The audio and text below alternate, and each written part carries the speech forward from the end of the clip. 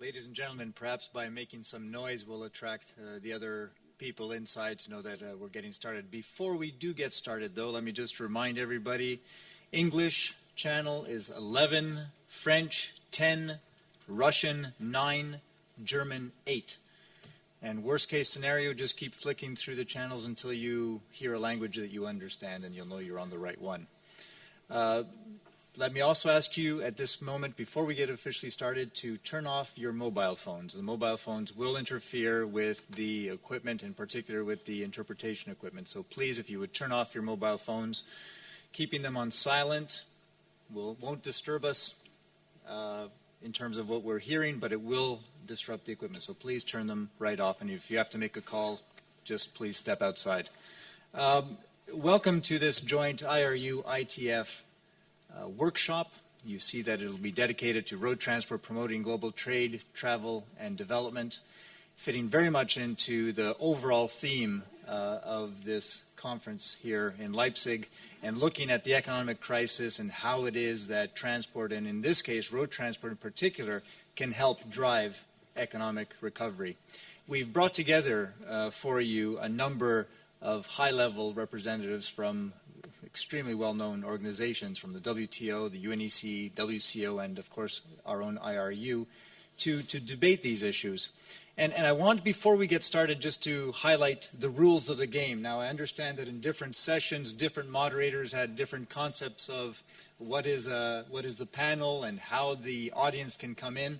Let me say that our view up here at the table is we want very much to hear your views as well. This is not going to be hear our views and then leave just having heard our views. Very, very much we want to bring the audience into this discussion. And so I'll ask each of the speakers to present their points in 10 minutes. But directly after a presentation, we will jump right away to the audience for questions, because I've seen also in some other panels, if we wait until the end to jump in with any questions, the question you may have wanted to ask the first panelist, by the time the last panelist has spoken, it's too late to ask your question because or it's already been answered or you've moved on to other thoughts. So we'll get everybody to jump in right away. So please do note your questions down, and I'll go to the audience right away. I may ask some questions myself depending on what I hear, but please, if you would put up your hand, and when you do stand up, identify yourself and address the speaker. We'll then, if we have some time left at the end, have a general discussion, and I would also invite the expert panelists around the table. If you hear anything you want to comment on during the debate, please just jump in. Just put up your hand, and I'll recognize anybody that's willing to jump into the debate.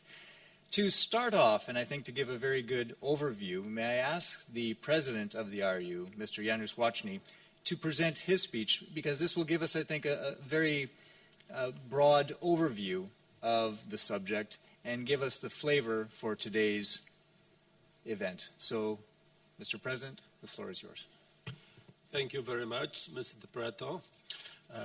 Ladies and gentlemen, I'm very pleased and very honored to participate in this workshop discussion on how road transport can promote trade, travel, and development. Globalization was driven some 700 years ago by countries with maritime fleet that offered direct access to the sea.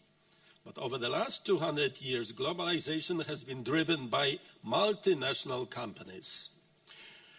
Due to the opening of markets and the advent of the internet, each of us is an actor of globalization, and each of us is already either in competition or in cooperation with everyone else in the world.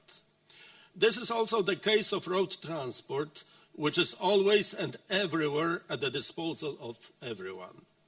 Let me give you an example of the vital role played by road transport in the current globalization of the economy by asking you how many companies are involved to have a cup of coffee at a cafe. The answer is probably surprising to many of you. Namely, it requires the collaborative efforts of 29 companies from 18 countries. And yet another example, to build a car requires some 10,000 suppliers, and each of which has further suppliers. This illustration demonstrates clearly that road transport is no longer merely a mode of transport, but a vital production tool. This is why any penalty on road transport is an even greater penalty on the economy as a whole. In fact, road transport today already carries more than 90% of goods in value and 80% on inland freight volumes. Moreover, 85% of freight tonnage is carried over distances below 150 kilometers, where no transport alternative exists. Furthermore, less than 1% of freight tonnage is carried over 1,000 kilometers. This is why, in full contradiction with the current EU unique thought, there is no viable alternative to road transport today. Due, however, to the severe financial crisis, which has turned into a real economic crisis, the demand for vital road transport services has slowed down dramatically. Compared to the situation at the end of 2007, data for the last quarter of 2008 and early 2009 point to a decrease in road freight transport activity of up to 50%, a doubling of the number of bankruptcies, a dramatic increase in unemployment, it's either permanent or temporary layoffs, which already amounts to some 140,000 jobs in the EU, some 120,000 jobs in the CIS countries, and some 200,000 jobs in North America, according to the statistics. According to shrinking tourist demand, the same worrying situation will apply to the passenger transport market. The Vice President of the IRU, Mr. Graham Smith, will speak about it further on. Indeed, the taxi industry, for example, has already witnessed a 20% decrease in airport pick-up services. The forecast for transport for 2009 are extremely distressing. Haulage tariffs are generally in decline in the first quarter of 2009. Road transport, in the same time of economic crisis, can help drive economic recovery. But to do this, road transport needs to be promoted and further facilitated by appropriate governmental measures to be taken urgently, as for the banks, for example, at national and international levels. In order not to repeat the historical errors of the Great Depression of the 1930s, where the economic crisis was exacerbated by the halt in transport and trade, I urge and call upon governments to introduce real business incentives, such as significant increase of the ECMT quota permits for safer and cleaner vehicles. Then stop or recess unnecessary and restrictive environmental legislation which penalizes road transport. Change solvency legislation to strengthen the right of road transport companies in economic distress, allowing them to apply the instruments of the insolvency legislation for the reduction of transport capacity and the continuation of profitable business operations instead of liquidating the entire company. Then induce financial institutions to provide adequate credit lines so that transport operators can finance their investments and operation. Induce financial institutions through national central banks to introduce a moratorium on interest on debts and leasing contracts and provide business incentives to transport operators to allow them to continue to invest in innovative and clean vehicles. Recess and reduce current taxes. Then stop creating new taxes and charges, and in particular, stop the decision on the third Eurovignette directive in the European Union and the implementation of any discriminatory road user charges anywhere as they threaten economic development and competitiveness. Create a legal and administrative framework which would allow the road transport industry to place skilled personnel temporarily on inactive status without having to lay them off in order to maintain skilled professionals in the sector.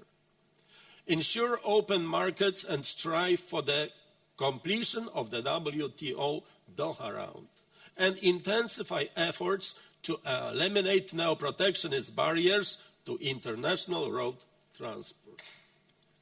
It is encouraging to see that these remedies to the present crisis, unanimously adopted by the IRU General Assembly, are fully supported by the leaders of the G20, who set the path for future facilitation of trade and road transport at the recent London summit by urging governments to open the world economy based on market principles, effective regulation, and strong global institutions, appealing to all governments to restore leading, promote global trade and investment, and reject protectionism, and minimize any negative impact on trade and investment of domestic policy actions, including fiscal policy. As well as the last item, the last quotation, remaining committed to reaching an ambitious and balanced conclusion to the Doha development round. Just to put in place the decision of the G20 to promote and further facilitate trade and road transport, governments must implement Annex 8 of the UN International Convention on the Harmonization on Frontier Controls of Goods as soon as possible, immediately. To assist governments in meeting the EU and UN obligations, the IRU has developed free of charge internet facilities such as the TIR electronic pre-declaration, the IRU real-time Safe Cheer applications, and the IRU border waiting time observatory applications. Globalization will continue in spite of the current economic crisis. Road transport is opening the door to new business opportunities. The IRU, New Euro-Asian Land Transport Initiative, NELT, as demonstrated by an LT truck you will have seen just in front of the conference center here downstairs, aims to reopen the Silk Road to create new business opportunities between Europe and Asia, simply by linking the region of the globe where 2/3 of the world's population not only lives, but also works and wants to raise their standard of living. No country is landlocked for road transport. They are landlocked only for maritime transport. So only road transport can interconnect every business in every region to all major world markets. With this initiative and with the required support of governments, road transport is the best tool to drive progress, prosperity, and peace. Indeed, we should achieve our common economic, social, and environmental goals by implementing the IRU slogan, which is working together for a better future. Thank you very much for your attention. This was my relatively short introduction to our open discussion. Thank you. Thank you for that. And if maybe just summarizing in a few words, what you're saying, Mr. Lacny, is that to allow road transport to help economic recovery, it needs to be promoted and further facilitated. And then you highlighted a number of issues that governments should do. I'm curious, does the audience have comments on this? Because there were quite a number of issues raised in terms of what needs to be done. Is this a consensus amongst the audience that the issues that were highlighted are indeed what needs to be pursued? Questions from the floor. In the corner, please. Thank you. If you could identify yourself, please. Thank you. It's okay? Yes, perfect. Yeah. Thank you, Mr. President. My name is Sancar Süer from Union of Chambers of Turkey. As the Mr. President, Mr. Lacny mentioned, there is no landlocked countries for road transport. Indeed, I think this aspect is land and road transport helps a lot also to provide the world peace. Because if you don't provide the people with the benefits of civilization, of globalization, then they tend to be more anti-civilized, anti-globalized people.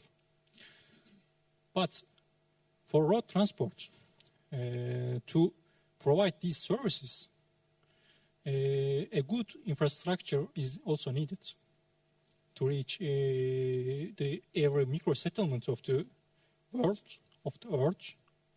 You need at least a path, a road that the trucks can operate on.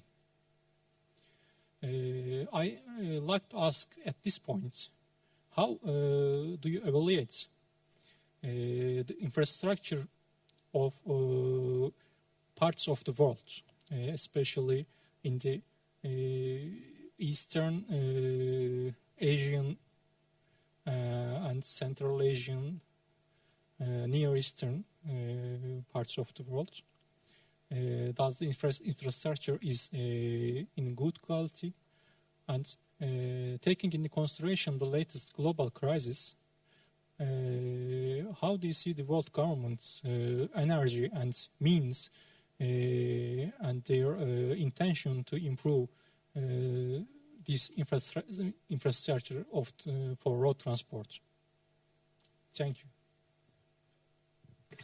Thank you very much for the question. It's quite interesting. First of all, I want to say that the main goal, the main objective of transport in general is to deliver goods. But what really counts is a door-to-door delivery, not a port-to-port, not a terminal-to-terminal, a door-to-door. So without road transport, it cannot be achieved.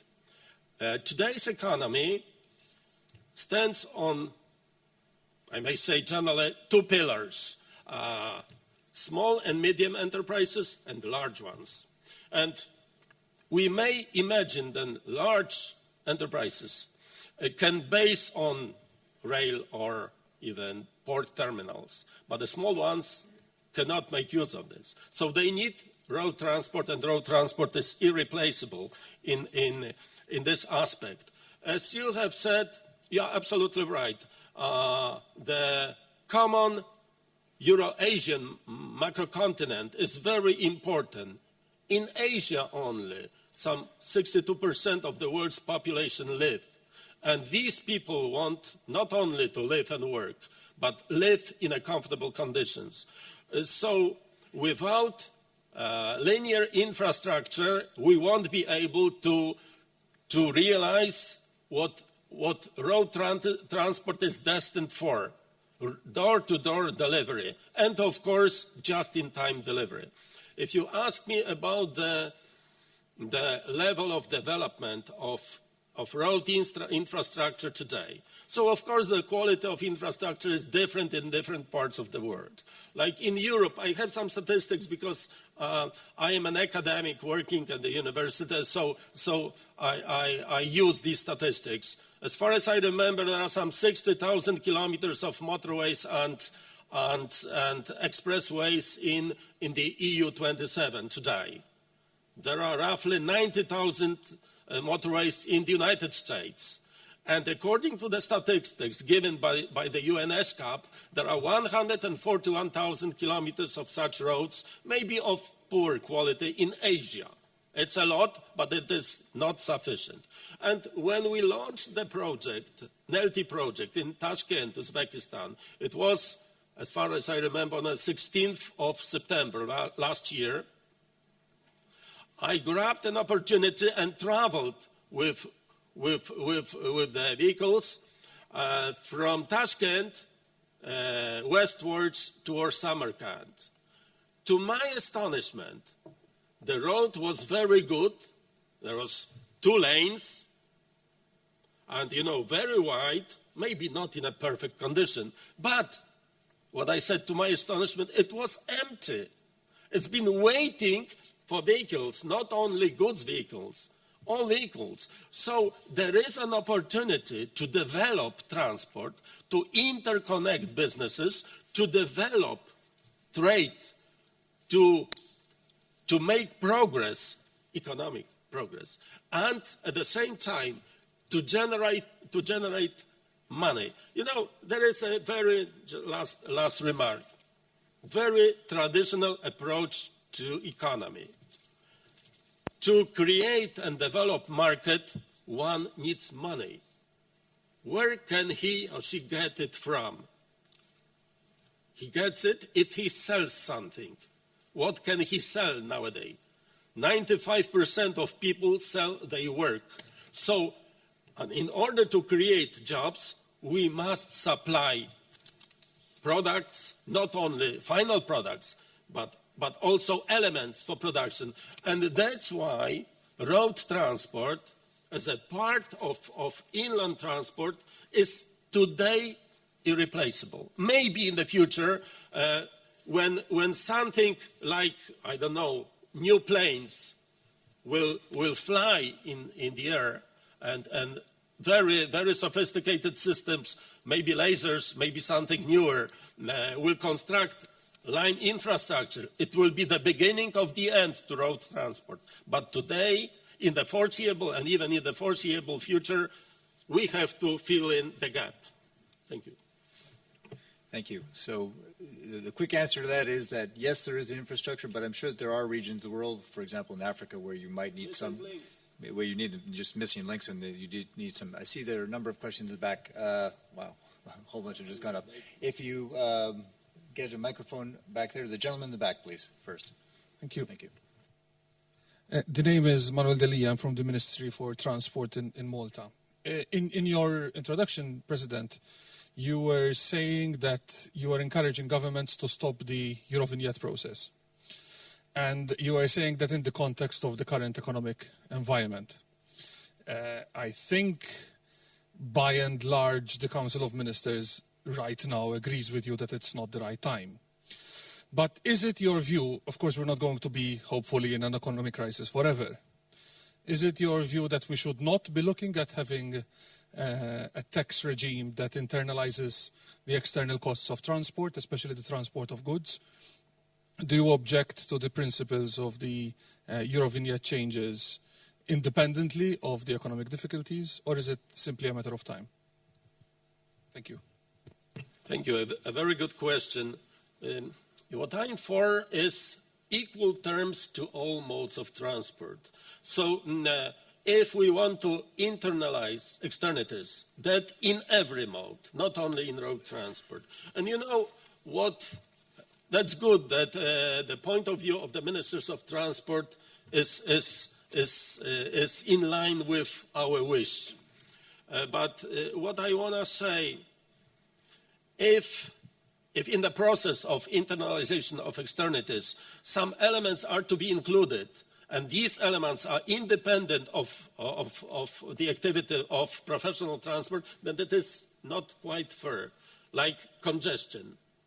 There is small percentage of lorries and trucks in our roads. The majority are passenger cars, and they create congestion, but they will not cover the cost of the congestion.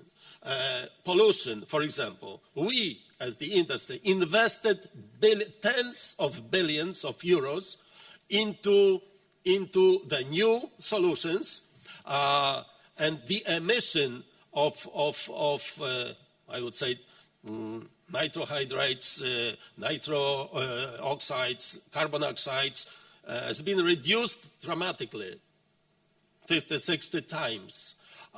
This is how we take part in this process of making transport more environmentally friendly. Other modes did not invest that much. And if somebody says that, okay, but for example, there are some modes that use electricity and they don't use fossil fuels. diesel. My question is very simple. Does electricity grow in trees? No. It's being produced in power stations. As long as we don't have nuclear power stations, we have pollution. So the final product, electricity, is environmentally friendly, but it is a result of burning some 70% of crude oil.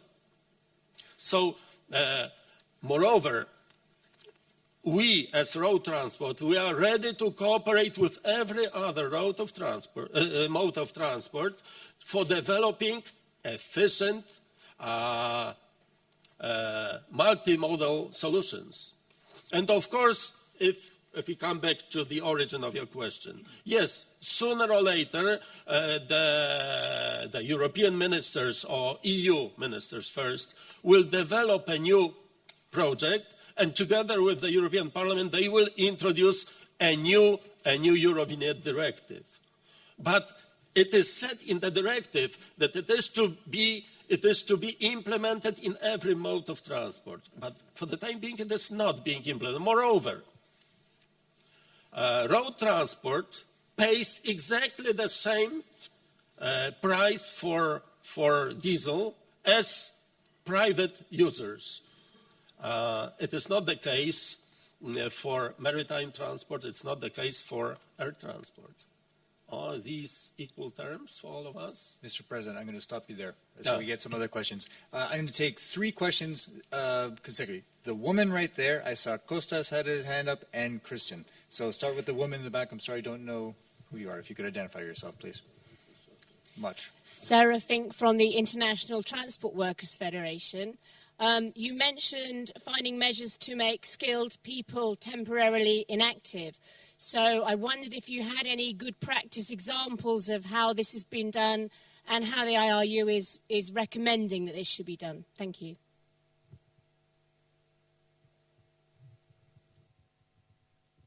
Excuse me, if you could bring the microphone in the front to the gentleman. We're going to take 3 questions in a row. Thank you. My name is Kostas Sandalgidis. I'm the president of the Turkish Freight Forwarders Association. Being in Germany, I will permit myself to make my comments and to put the question also in German. Well, unfortunately, in terms of the Turkish truck drivers or truck operators, they are facing a very bleak situation, alas.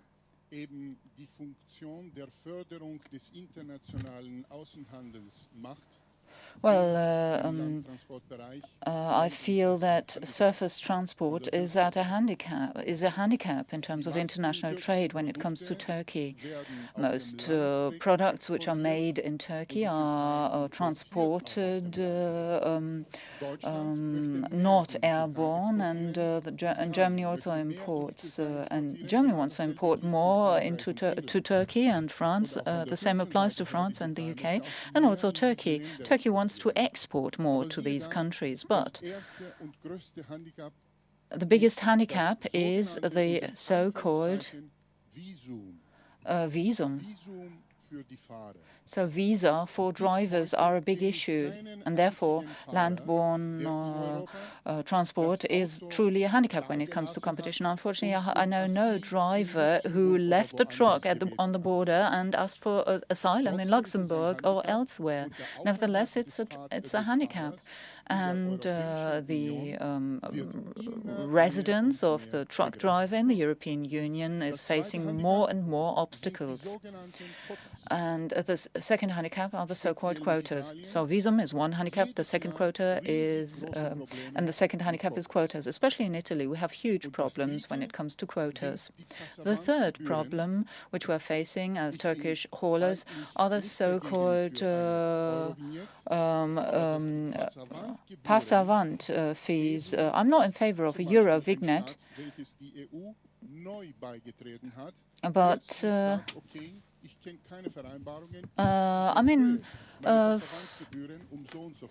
Well, I don't really understand how a country can decide to single-handedly raise its fees if it's newly acceded to the EU. Exactly, it's doing the opposite. Es versucht, das Ganze zu stoppen. Der Landtransport. It tries to halt this development. We cannot do without surface transport, but if the trend continues, then I feel that that surface transport will not be penalized, but that it will backfire onto exports. And what do you think? What are the measures which can be adopted so as to make sure that surface transport becomes an enabler for export and that it can assume its rightful role in this respect? Thank you very much. Thank you for that. And if we could take one more question from Christian Lebrot. Back here. Thank you, Mr. Chairman. Labor, I'm from the Federal Association of German Logistics here in Germany. Well, Mr. Lacny, actually, I would like to get back to an answer which you put to the first question. You did not only mention infrastructure, but also the structure of the companies here, SMEs, small and medium-sized enterprises, particularly in the international transport field, when you talk about the role as a transport tool, etc.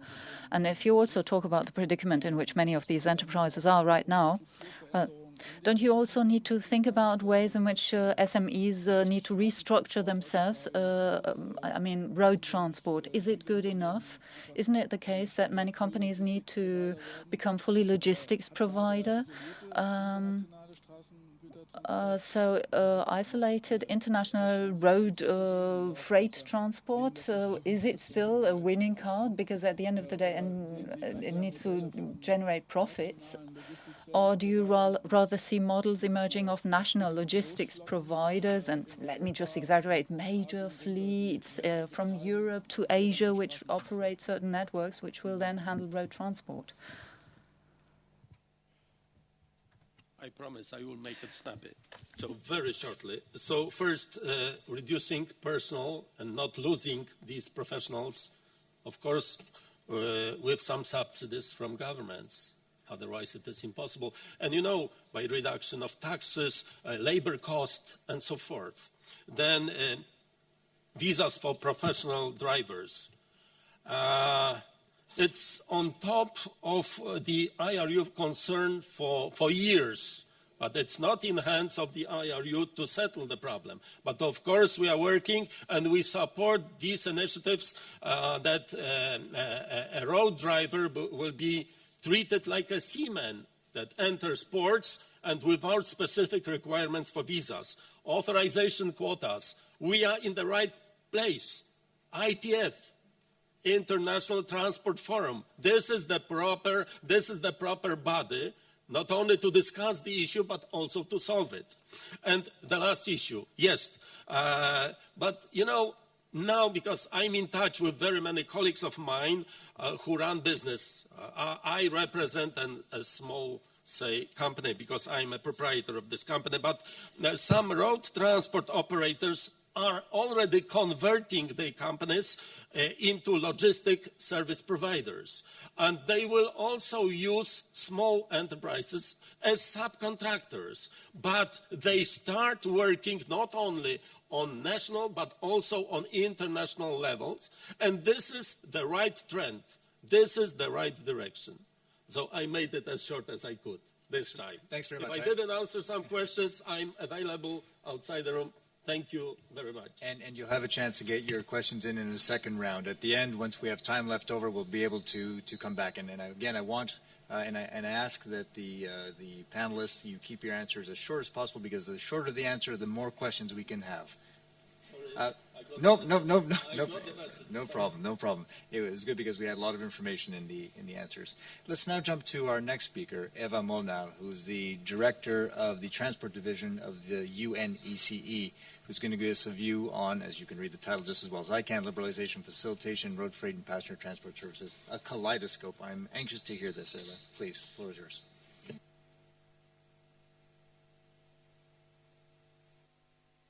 I will not be able to give a full global kaleidoscope, but I intend to fly ourselves through some important topics here. This whole ITF meeting in these days is about globalization and transport. So let's look at this relationship. When globalization started, that was to a large extent thanks to transport. Today, we have a new paradigm. So my first message is that there's a paradigm shift for transport compared to the early times. Why? Because over the past 200 years, when technological innovations in transportation facilitated the growth of trade, facilitated the growth of global trade, this led to the extensive development of transportation. Today, as a result of globalization, transport is not only contributing to globalization, but it is being impacted by globalization. The emergence of global supply chains created a new demand for transport and logistics services and supply chain management services. This is a totally new paradigm, and in this new paradigm, transport will be able to contribute effectively to the growth of the economies and to the growth of trade if the transport industry enters its period of intensive development. And intensive development needs much more liberalization, as well as, of course, facilitation, which was the big issue for the extensive part. On this slide, you have got a couple of pictures, and just to make it more interesting, I would like to mention to you a couple of things. For example, the very small picture there is the picture of the Savannah, which was the first vessel that crossed the ocean with an auxiliary steamship, actually not fully steamship, because the Curacao was the one that was with a full steamship. So it was 1820 when this happened. Now, if we compare trade between 1820 and today, we can see that at that time, world trade was $7 billion US. Today, it's over $13 billion US. So here, the quantum leap is so huge that it's obvious that we cannot continue to be in the extensive growth. We have to have a quality growth much more in the future. And of course, there is another picture what I like to show, because that represents another technological innovation. And well, in my family, we have always a big debate about the value of economists and the value of engineers. My husband is an engineer, I'm an economist, and he always says that, look, development is triggered by the engineers, because look at even transport, because the technological innovations are behind all the development. But now I'm arguing that maybe with the IT-supported fleet management, traffic management, and a very new way of managing transport, and with liberalization, maybe we economists would have a say as well in the future. The next message. During the past 200 years, and particularly after the after the Second World War, the attention was on liberalization of trade in goods. As a result of that, that contributed to this expansion of transport services. And as a result of that, a lot of attention was paid to facilitation. The liberalization of transport services had only its baby steps. Still, we have a couple of best practice examples. For example, what has happened in the EU, for example, in road freight transport, but in all transport services where the single market has been established, or I would say nearly in all transport services, because bus operations, even within the EU, wouldn't be considered to be fully liberal. So let's take this example. The EU road freight transport liberalization did not happen over time. Most likely, other regions in the world will not have that luxury as the EU countries had, because they are the forerunners, to take so much time.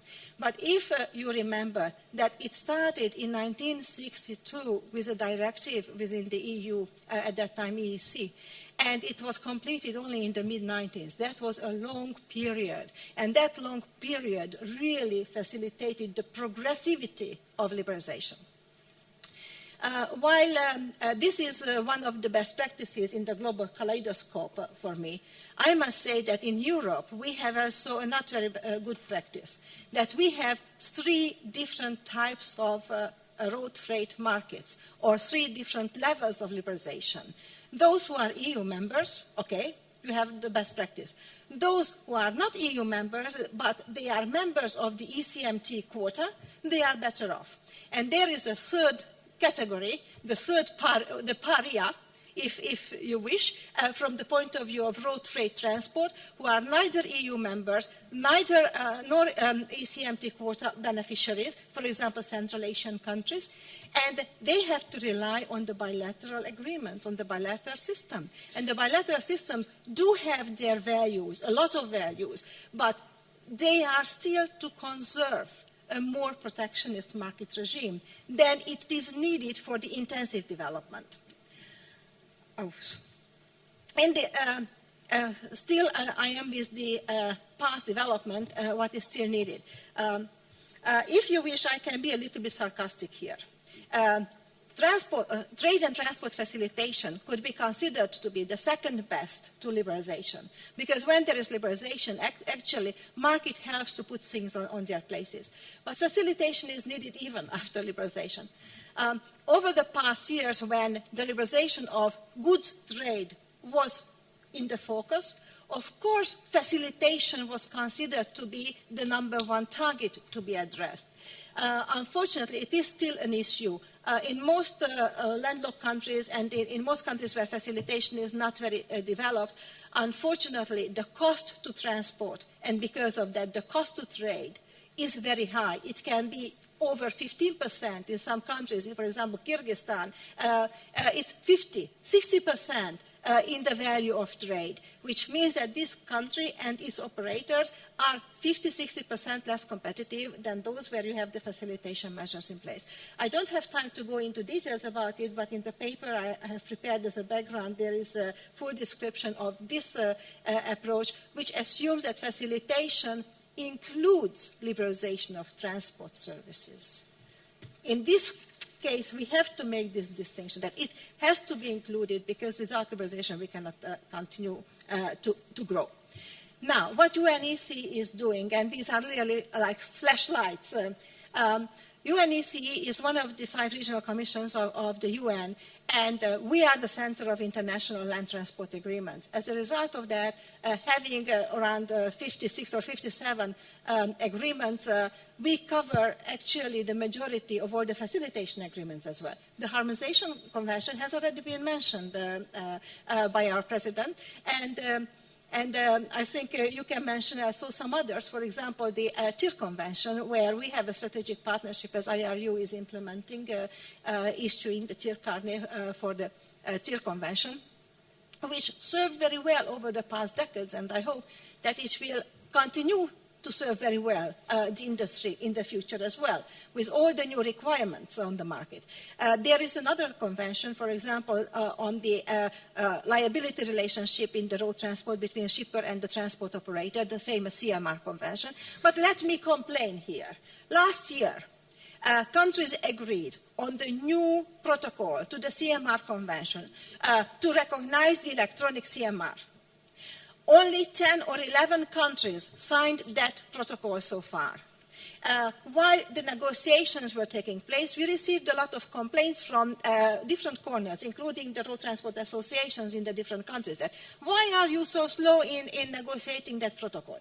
Now the protocol is there, but maybe the interest is no longer so much there, or maybe much more advocacy would be needed.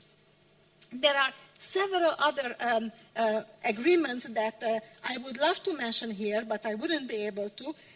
So because of that, I would like to move only to a TIR slide, which shows the current coverage of the TIR agreement. This is the agreement where we cannot complain because we have really a huge number of countries participating in it. Not all of them participate in it actively. They don't use it. but they are contracting parties to that. And we have a lot of interest, for example, from China, from several other Asian countries, and also from the Middle East and Northern Africa, to consider to use the TIR and join the TIR convention. So definitely, I believe if we speak about the future facilitation, this would be one of the key areas of facilitation where perhaps we could offer the balanced approach towards facilitation and security as well. Summing up, and I'm sorry, it's like a little snapshot. What we have achieved in the past is great. But we cannot be content with that. We need to have new tools and new machineries. But first of all, I would say that what is available that needs to be used. In other words, countries that have not yet become contracting parties to existing legal instruments, they have to do that fast if they are serious about facilitation. Second, countries that are contracting parties, they have to implement these agreements, particularly the Harmonization Convention, and all the annexes, I would say, but the Annex 8 is one of them. In addition to that, we need to have some new elements. One of the new elements on our horizon is an analytical one. We started to assess the national competitiveness of countries through the contribution of transport. How much a country and its economic operators are able to participate in the global supply chains because of the transport conditions, infrastructure, services, etc.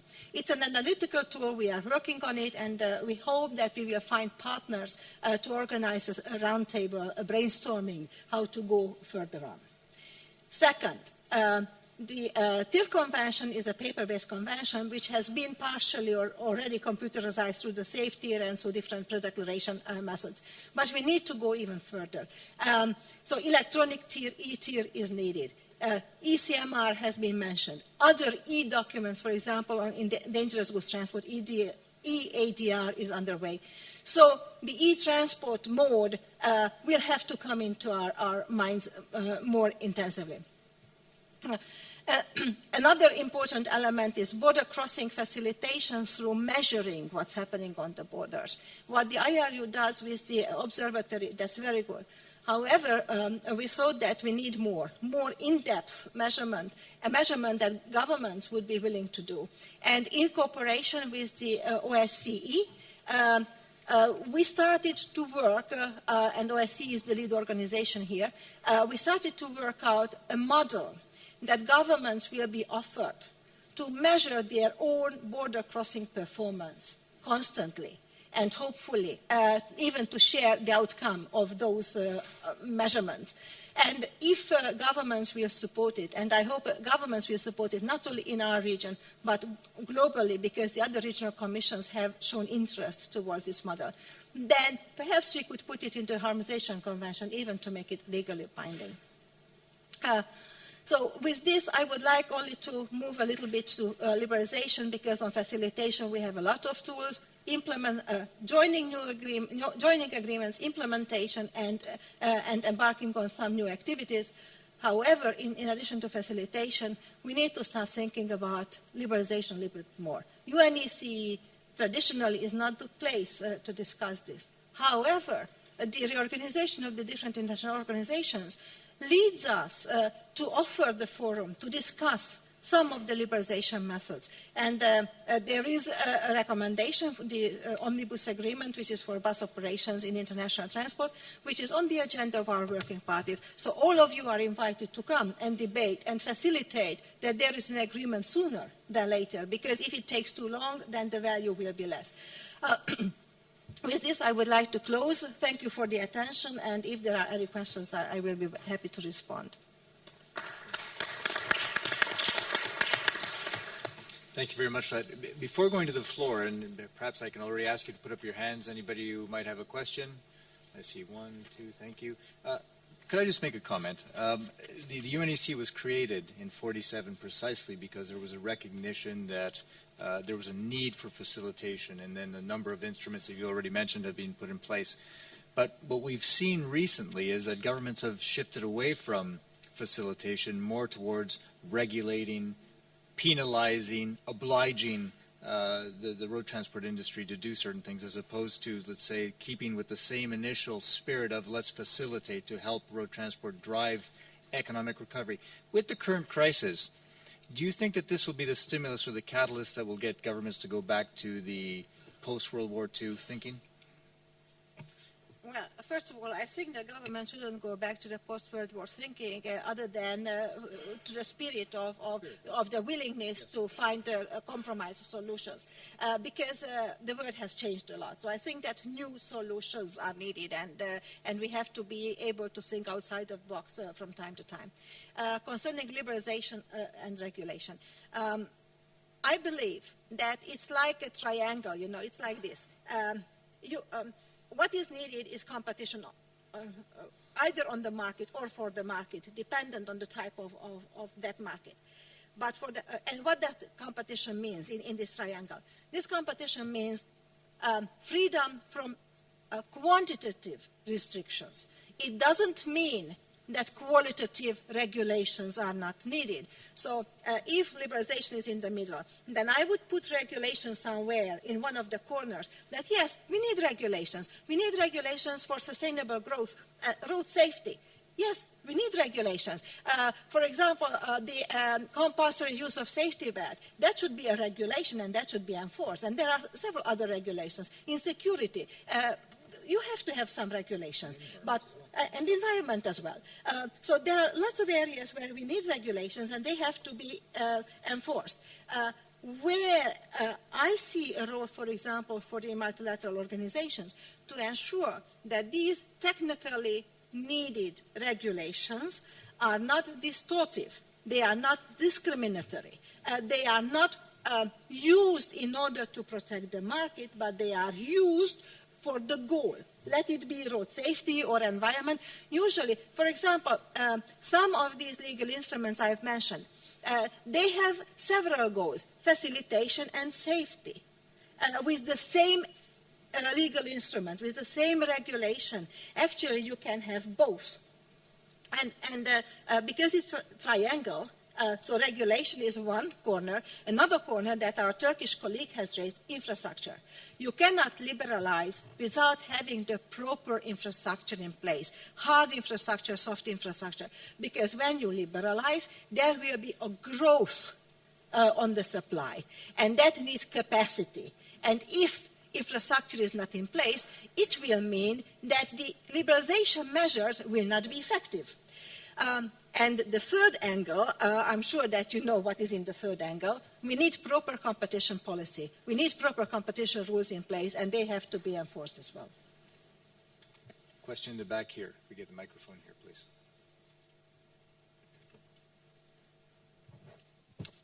Thank you, Chairman. My name is Marcos Orgetti, and I'm the director of CLECAT, Freight Forwarders, and logistics service providers and customs representatives at European level.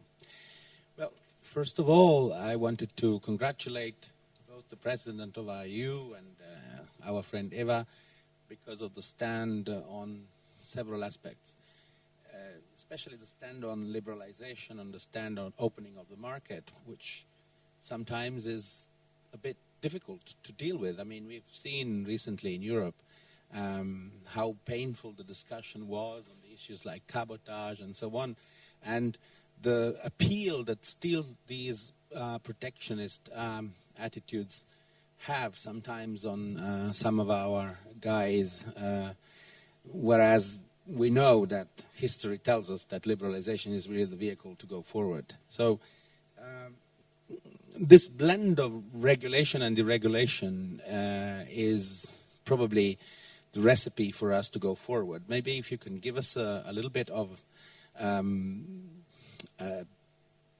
in-depth analysis of what you think, where are the areas where you think regulation is actually effective in road transport, and where may be other areas where regulation is not so necessary. I mean, from our point of view as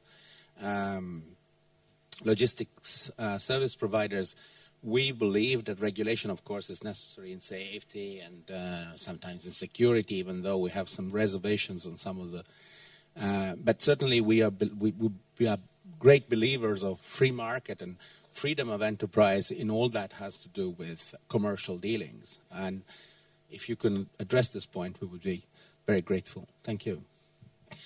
Thank you, Marco. I think actually you have raised two questions, and I would start with the first one, and that is much more this liberalization, protectionism, and the current wave to move back to protectionism or protectionist measures in some cases. And unfortunately, we can witness it in a growing number of cases. There are a lot of analytical studies about the benefits of liberalization, let it be telecommunication, financial services, or transport services.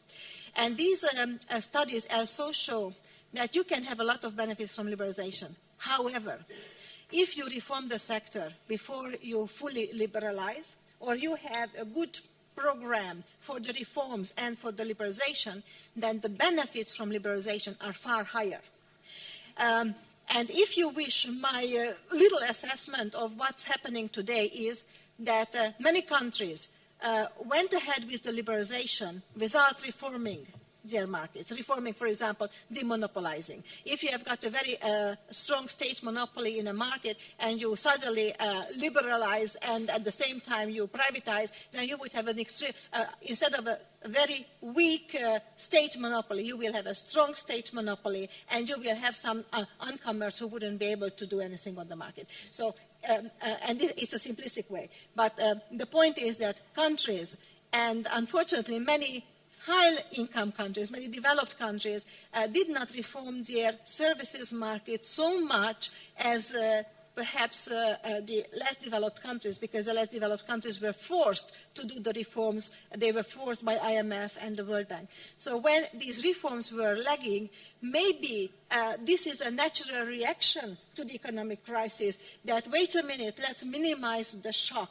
And when there is a shock, of course, the reactions are not always the perfect things because they are taken very fast. So I think reforms and liberalization should go hand in hand.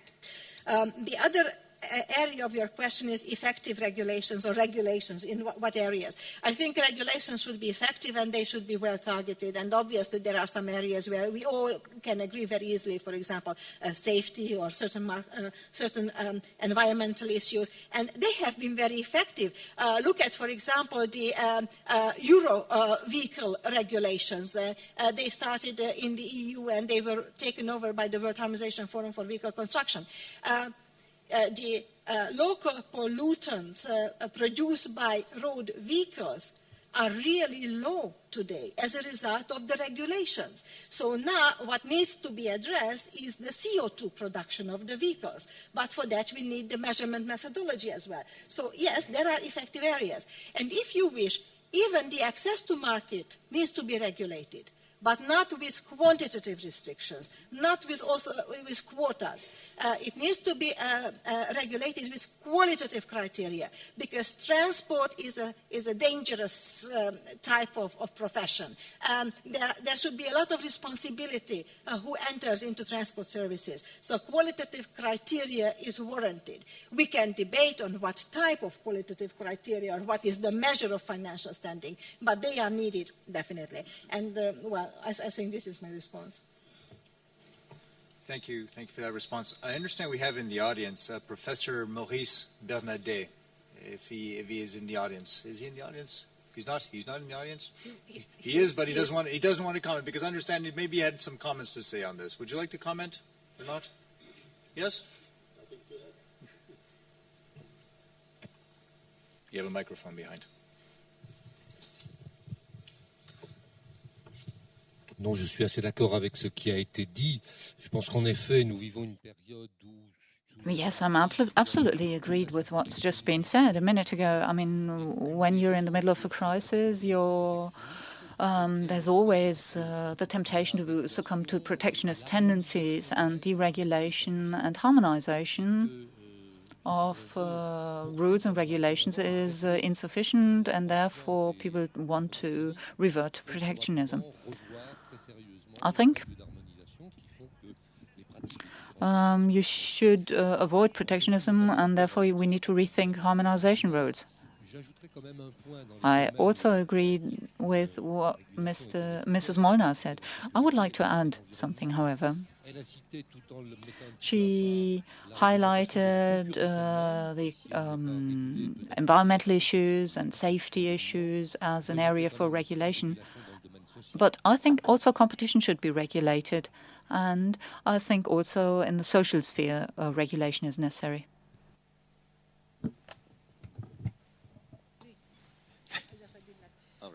Go ahead.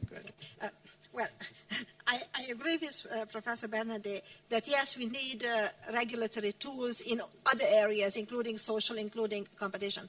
I am a little bit more cautious when we speak about competition. There I prefer to refer to competition policies and competition rules to be applied, because often we hear this approach to have a regulated competition, and there I am a little bit worried whether we speak about the same thing or not. So yes, I think we need regulations, competition policy for fair competition, yes. Thank you for that. We're going to switch now a little bit the tack, and we're going to look now at passenger transport, because in this globalized world economy, we don't only move goods, we also move people. And within the IRU, we have a Goods Transport Council and a Passenger Transport Council. And we have the pleasure of having with us today the Vice President of the IRU, Graham Smith, who is also President of our Passenger Transport Council. And he'll give us an overview on the passenger issues with regards to globalization and the economic crisis. Graham, the floor is yours. Thank you, Umberto. Ladies and gentlemen, dear colleagues, good afternoon.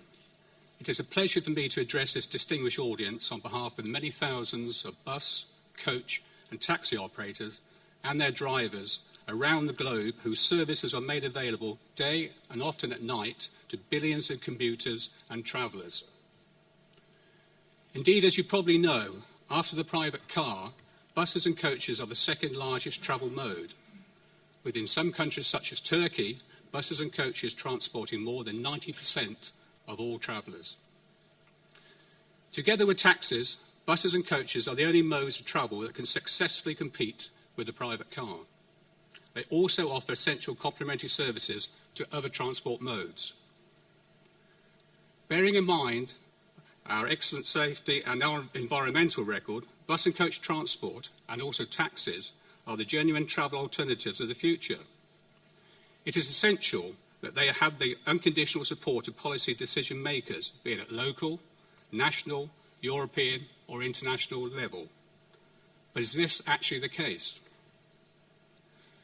Let me give you some examples of recent decision making in the EU, just to demonstrate that we still have a long way to go before we, public and private partners, can claim that we have placed buses, coaches and taxis at the heart of policy making. First, as you probably know, in 2006, the new EU driving and rest time rules entered into force, removing the vital 12-day derogation for international coach tourism. After 2 years of lobbying, we succeeded in taking back this derogation, but in a form which is worth only 10% of its original value. Second, a month ago, at the end of April, the European Parliament voted in the first reading on the rights of passengers in bus and coach transport in the EU. The results of the vote were so obviously politically biased in favour of customers that one could ask themselves if MEPs were voting on legislation or if they were already in an election campaign.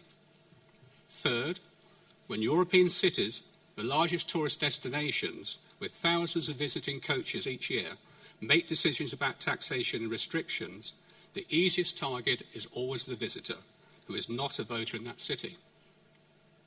Finally, a similar example in the low emission zones, which are constantly spreading all across Europe, and where every city tends to invent its own rules, limitations, certificates, etc. An innovative approach is needed to address citizens' mobility, not only its urban transport dimension, but also its travel and tourism dimension, as a mobility and travel chain under the common umbrella of the European travel policy. Such an entity does not even yet exist. Whilst it is true that progressive market liberalisation in the majority of transport modes has been accompanied by a steady improvement in personal mobility and travel conditions for all citizens, so much more could be done. The travel dimension of mobility in tourism is almost completely ignored by international and EU policy makers. As a result, a large number of market and policy failures arise in terms of discrimination, distortion of competition, over-regulation and over-taxation, scarcity or lack of provision of appropriate infrastructures. Not to speak of barriers to travelling, such as visa restrictions, as mentioned even for professional drivers, problems and waiting time at borders, inappropriate or missing legislation, leading to inefficiencies and losses both for businesses, consumers, economies and society as a whole. Today's economic crisis creates an opportunity as it prompts individual car users, travellers and decision makers to question established mobility and travel patterns. We believe the time has come to re-evaluate the role and contribution of buses and coaches and to place them at the very heart of policy attention and support. There are some encouraging signs. We can see several good examples here in Germany where this shift may already have started. A month ago, the City Authority of Berlin decided to allow unrestricted access to Euro 3 coaches to the low emission zone in the city, thus recognising the outstanding environmental and economic benefits coach travel brings to Berlin. In 2005, the city of Dresden won the prestigious IRU City Trophy Award for a comprehensive coach parking and guarding scheme, established in full cooperation with the industry. The runner-up to City Award in 2005 was the city of Leipzig, where today's debate is taking place, excelling also in practically all criteria, such as consulting in the industry, promoting coach travel, providing excellent and multilingual information for coach operators, drivers and visitors. The IRU will do its utmost to assist and make known other such initiatives which strive to achieve change in their localities.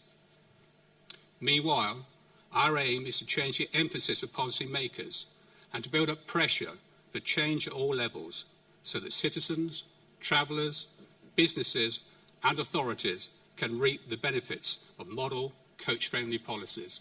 Thank you for your attention.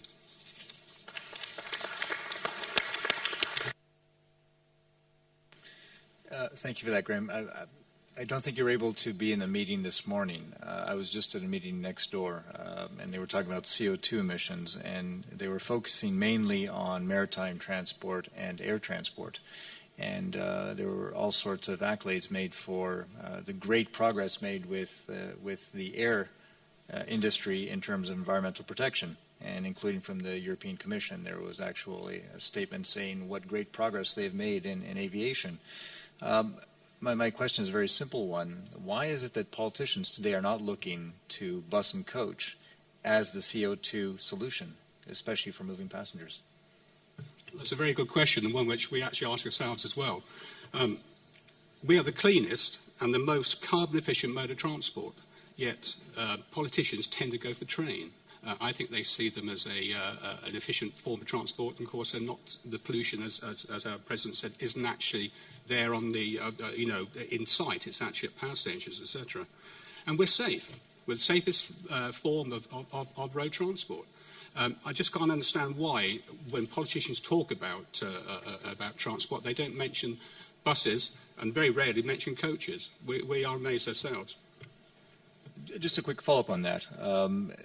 In this time of economic crisis, governments have to find the most economic way to get the job done. If a municipal government has money to spend for public transport, where should they be spending their money? They have two options. They're either going to go for some train system, a tram system, or a bus and coach system. Well, in my opinion, it's got to be the bus.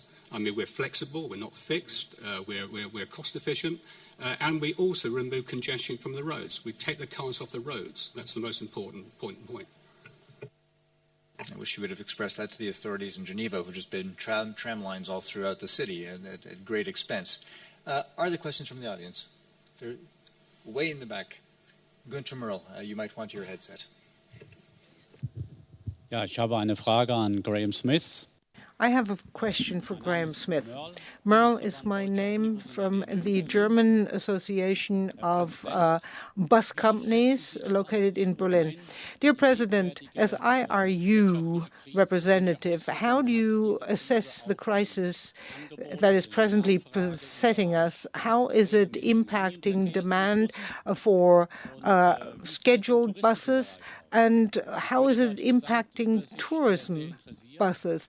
I'd be interested to hear your opinion.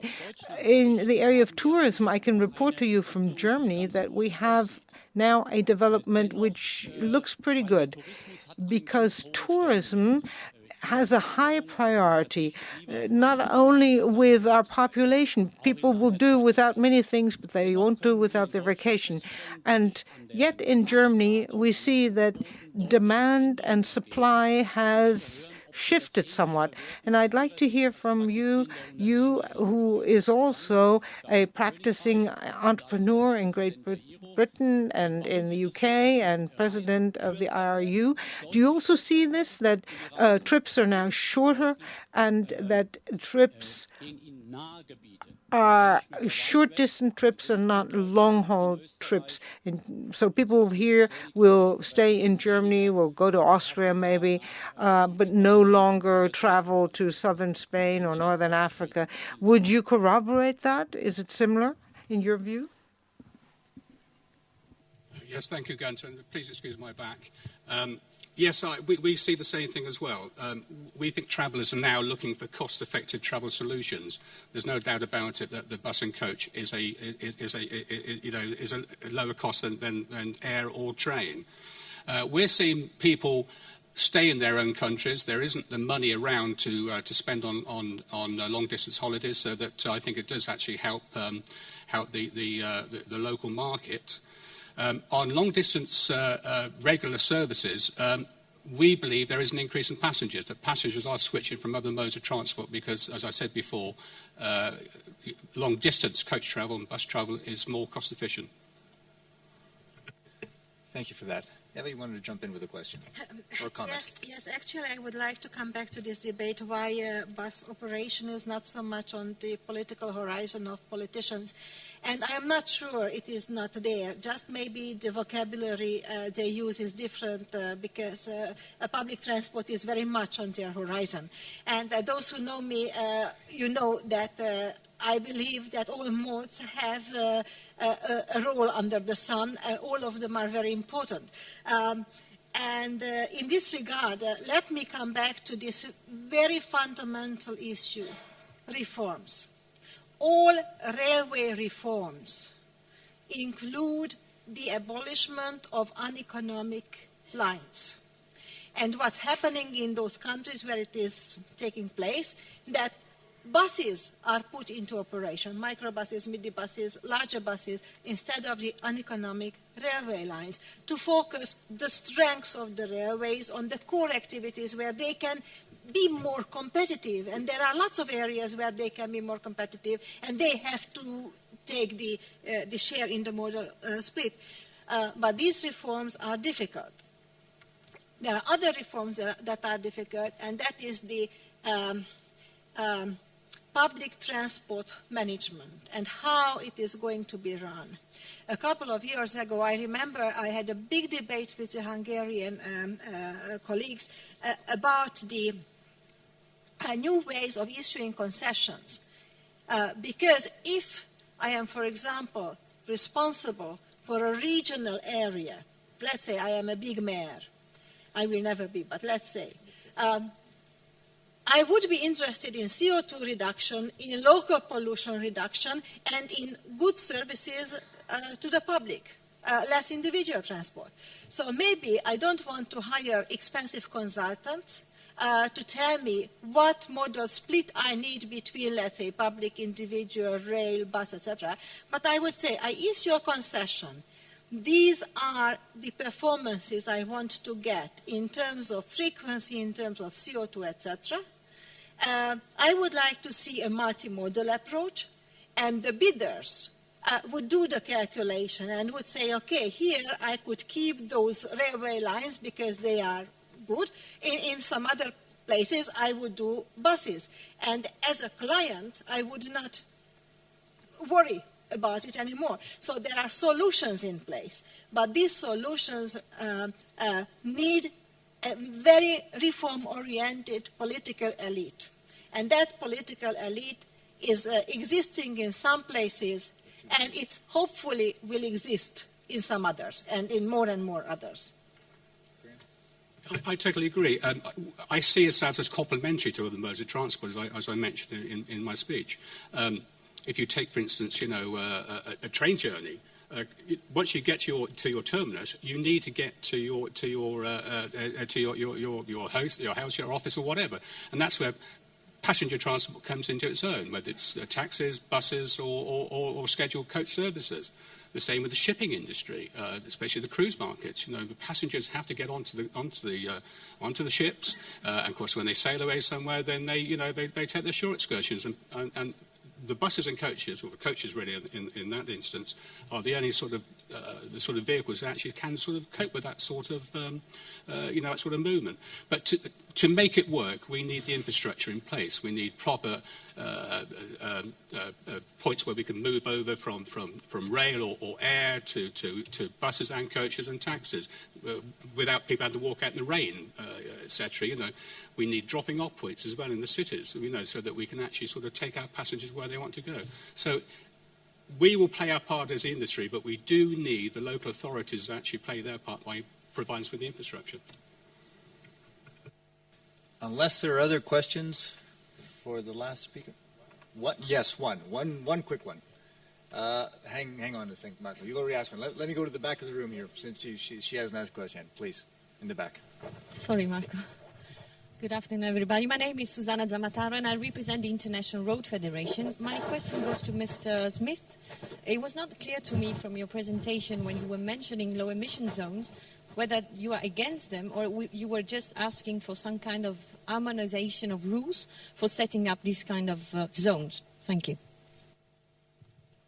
Yes, we're not against them at all, but we want some harmonisation. We don't want a situation where London has certain rules, Berlin has another set of rules, and Italian cities have a third. So that we've got to, have part of the fleet going to one city and another part go to another city, and you can't interchange. So we don't, we're not against low emission zones, but we want some harmonisation, some set rules for them.